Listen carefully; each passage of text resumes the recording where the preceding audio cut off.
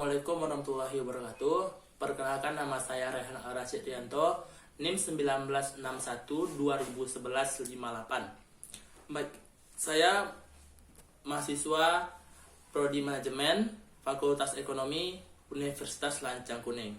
Baiklah, di sini saya akan sedikit menjelaskan mengenai tentang bab 9 dan bab 10, yang dimana bab 9 itu yang judulnya tentang sewa guna usaha atau leasing.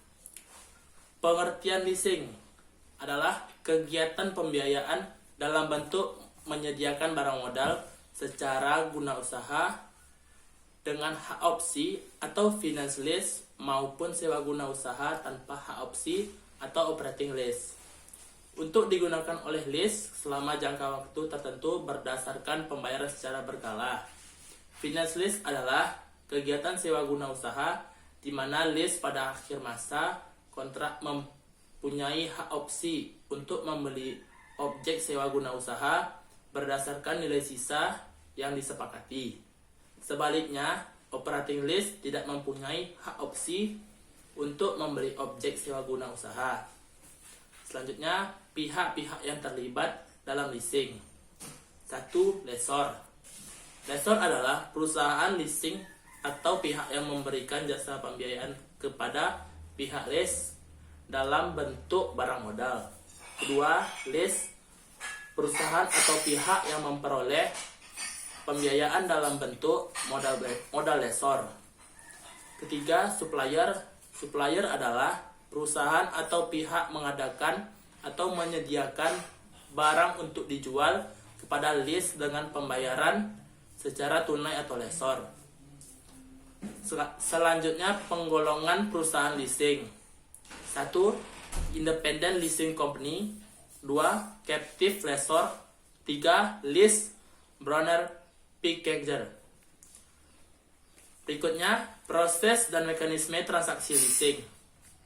Leasing pada prinsipnya merupakan industri multidisiplin yang meliputi antara lain bidang perpajakan, keuangan, dan akuntansi.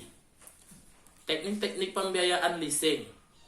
Teknik pembiayaan leasing dapat dilihat dari jenis transaksi leasing yang secara besar dapat dibagi dua kategori pembiayaan, yaitu 1. Finance lease, 2. Operating lease.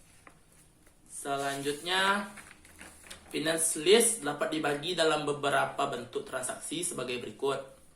1. Direct financial lease. 2. Sell and lease back. 3. Leverage lease. 4. Syndicated lease. 5. Cross border lease. Dan 6. Vendor program. Selanjutnya, perbedaan pembiayaan leasing dengan pembiayaan lainnya. Pembiayaan melalui perusahaan leasing memiliki beberapa perbedaan pokok dengan metode pembiayaan yang diberikan melalui lembaga-lembaga keuangan lain, misal bank, atau dengan teknik lain seperti sewa menyewa dan sewa beli. Baiklah, kelebihan leasing sebagai sumber pembiayaan. 1. Pembiayaan penuh. 2. Lebih fleksibel. 3. Sumber pembiayaan alternatif. 4. Off balance sheet short. 5. Arus dana. Dan 6. Proteksi inflasi. 7. Perlindungan akibat kemajuan teknologi. 8. Sumber pelunasan kewajiban. 9. Kapitalisasi biaya. 10. Ruko keusangan. 11. Kemudahan penyusutan anggaran. 12. Pembiayaan program skala besar. Dan terakhir, peningkatan debt capacity. Selanjutnya, bab 10. Baiklah, di sini saya akan menjelaskan sedikit saja tentang bab 10, yaitu tentang modal venture. Pengertian modal venture yaitu istilah venture berasal dari kata venture yang secara harfiah bisa berarti suatu yang mengandung risiko atau dapat diartikan sebagai usaha. Jadi, modal venture adalah modal yang ditanamkan usaha yang mengandung risiko Kesimpulan modal venture merupakan pembiayaan yang memiliki risiko tinggi. Ciri-ciri modal venture yaitu pembiayaan dalam bentuk pengertian modal, saham dengan jangka waktu tertentu, serta tingginya risiko yang mungkin dihadapi oleh pemodal. Tentunya dengan dibentuknya modal venture memiliki tujuan serta manfaat, salah satunya yaitu membantu membiayaan perusahaan yang sedang mengalami kesulitan dana dalam pembangunan usahanya, terutama pada tahap awal. Sedangkan manfaat modal venture yaitu peningkatan kemampuan memperoleh keuntungan. Jenis pembiayaan modal venture adalah penyertaan modal langsung semi, equity financing, pembiayaan bagi hasil.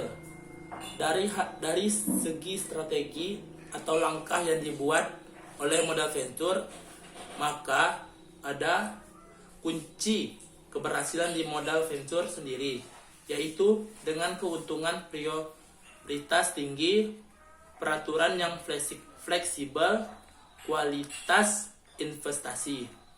Selain itu, modal venture juga memiliki hambatan dalam usahanya.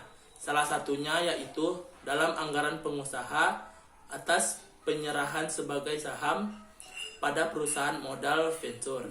Baiklah, sedikit penjelasan dari saya. Apabila ada kurang dan kelebihan kata, saya mohon maaf. Assalamualaikum warahmatullahi